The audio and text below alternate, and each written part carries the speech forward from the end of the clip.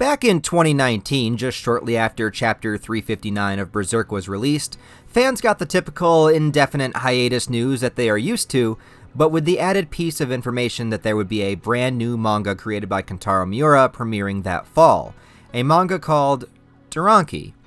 Now, as you can imagine, with the long-running gaps between Berserk chapters, many fans were concerned about what starting a new manga could possibly mean. Would Berserk take a back seat? Was Miura burned out on the manga that he had been making for 30 years now? And would Duranki become the next big thing? Well, none of those things were really true at all. In fact, Duranki seems to be largely conceived out of Kentaro Miura giving his assistants some full-time work, allowing them to perfect their craft and being able to deliver a fresh idea, whereas he is usually limited since Berserk takes the majority of his time. So yes, even though Duranki is Miura's idea and his story, and he is credited with the work as a whole, it is him alongside of his assistants and his studio Gaga that deserves the credit for this manga. By allowing his story for Duranki to be expressed, but also instead of being intensely hands-on as he is with Berserk, he took the story acting more as an overseer or a director and letting his studio do the brunt of the work. Since when it comes to Berserk, the studio was more limited to mostly working on backgrounds and inkings and things of that nature, since Miura, either out of pride or a sense of responsibility and dedication, was the one really writing and drawing all of Berserk. Many fans also speculated that Duranki was also to help train his assistants to help better mirror his artwork for their contributions on future Berserk chapters. Whatever the case may be, in September of 2019 until May of 2020, Duranki was serialized and made it up to 6 chapters before it went also on an indefinite hiatus. I recently read these chapters for the first time, and I can say that even though Duranki does bear some similarities to Berserk, it is deeply different. The first noticeable difference is Duranki is surprisingly wholesome compared to its Berserk counterpart, at least as far as its opening chapters and premise goes. It gets slightly darker in Chapter 6, but still would only reach a PG rating as far as any kind of violence or dark imagery goes, in my opinion. We are still in a fantasy setting, but there's a large sense of spirituality and whimsy along with the characters. The first chapter gives us the birth of our protagonist named Usumu, who is created from 2 godlike beings, but Usumu herself, and I'm going to use her as the pronoun since she primarily takes on the attributes of a girl. You can go into pronoun wars in the comments if you want to, but I'm just going to call her a her. But Usumu has both male and female parts. But even more so than that, she doesn't appear to be a god or a spirit or anything else specific. She is uniquely her own entity. The title of the series, Duranki, is an amalgamation of different words that mean a link between heaven and earth. So, unlike the premise of Berserk, where we have a very human character, Usumu is a very special being whose birth is treated something like the coming of Christ, or even kind of reminiscent of the Superman origins. Not the least of which because the gods that create her decide to leave her on a mountain with an elderly couple to raise her, 2 humans that are now gifted with the responsibility of raising a godlike figure. So like I said, the setting of the manga is still within the fantasy genre, and we seem to exist in a world where mankind is aware that gods, spirits, and whatever else do exist, but mankind at large is incapable of seeing most of them.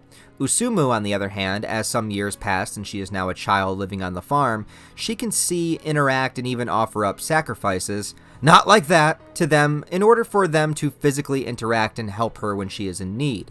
She has a little fawn-like creature named Pan who dances around and sort of acts like the Puck-type character, offering up humor that's hit or miss, and generally is just here to look cute and support the protagonist. These wholesome beginnings continue without any dark twists or turns, and it seems to be that the premise is simply Usumu wanting to see the world for what it is and venture off the mountainside where she has been raised her entire life. You see myths like this captured in media before. Obviously Superman is one of them, but more closely related to this is probably that of Hercules. I do think Duranki is mostly basing itself on Greek mythology more than anything else, and through some research it seems more likely that it's taking place in the Mesopotamian era, which is pretty much the dawn of human life as we know it. Most of the technology is less advanced, and Usumu seems to be a genius at creating technology, and even creates the crossbow. It's what she uses to first impress a group of humans that she meets off the mountain, in a group of young boys, and one boy in particular standing out. Can't imagine why. Yeah, this is Guts. This is just a child version of Guts. I'm not even going to knock Miura and his team for it though. If this was to help them practice for Berserk, then may as well have a character that looks close enough to Guts to draw often. Kurta is his name, but if you wind up just calling him Little Guts, I understand. From here, we get a very adventurous, Stand By Me kind of vibe with the team of kids. They learn to use the crossbow together, hunt some animals, they run from some wolves, and all relax in a hot spring together as Usumu has to hide her female part out of the fear of being looked at like a freak. Her adopted father figure warned her about the dangers of revealing that to anybody, as people often judge and hate what they don't understand. Now, I don't know if Miura was actually attempting to make some sort of comment on how people view gender outside of the norm, but seeing as how we are in a world where spirits and gods do exist, I don't know if it would be that crazy to find out, but I can also understand and sympathize with the insecurities that Usumu has as a character. She just met her first group of friends ever and carries the fear of ruining it if she shows how different she is.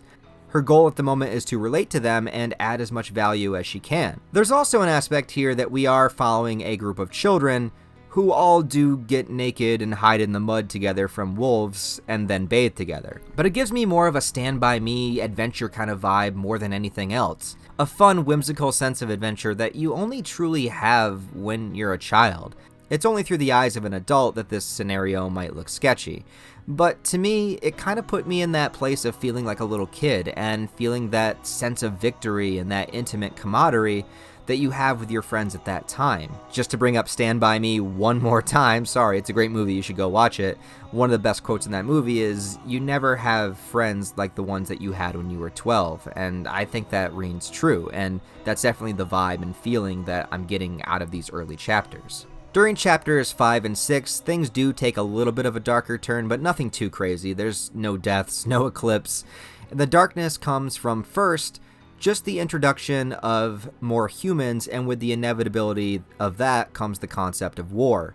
Usumu learns about human nature, about exploration, art, the ocean, and everything, but then learns about conflict and battle, something foreign to her as she has lived peacefully on the mountainside. The age-old question of why humans would do this. What is the point of unnecessary bloodshed? So not only is Duranki much more wholesome than Miura's usual tone, and has children as the protagonists, but it's also offering a counterpoint to the heavy violence. But also similarly to Berserk, it's pointing the finger at none other than ourselves. Humans have darkness, we have shadow selves within us, and we have the desire to conquer, to rule, and to exert authority once it's given. Violence is the ultimate language of the world. It is the one thing that every living being understands. Usumu's father gives a great quote saying, "If a man is weak, they are trampled underfoot. If they are strong, they are looked at with envy. Such is the evil within man's hearts." And it makes me wonder what Usumu's true purpose is here in the human world. Was she created to combat this in some way? Was she created to be a godlike figure to sway mankind?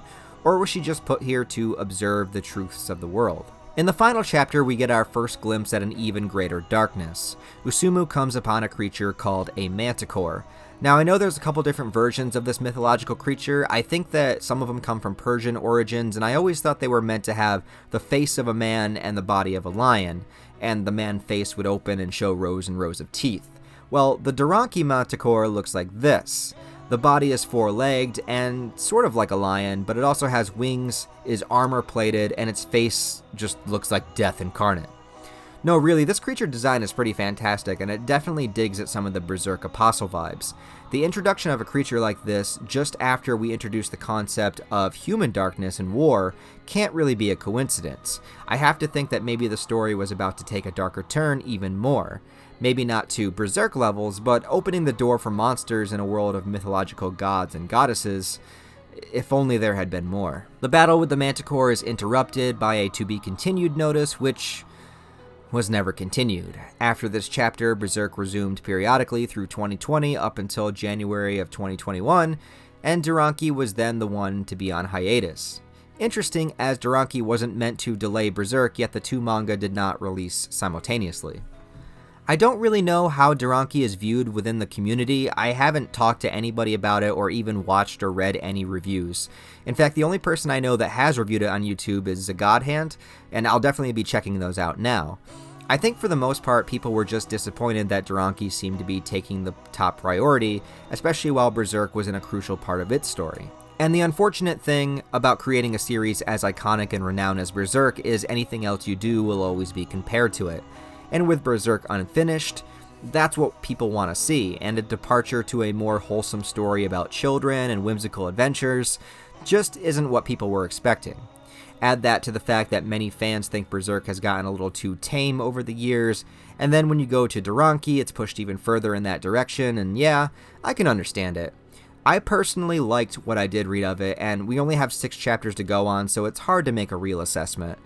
Even with Gigantomaxia being very open-ended, it was designed more as a one-shot. Duranki, however, was slowly building and adding more concepts as it was supposed to be an ongoing series. So I guess we will never know Usumu's true purpose or place, or what new dangers awaited these groups of boys, who the gods were that created her, and what the true core themes of the story were meant to be.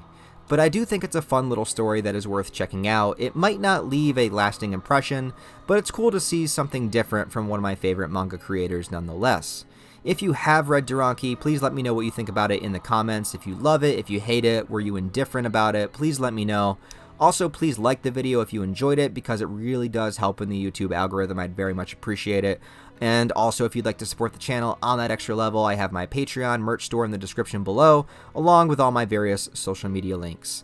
Thank you as always for watching, guys. Really appreciate it. I'll talk to you next time.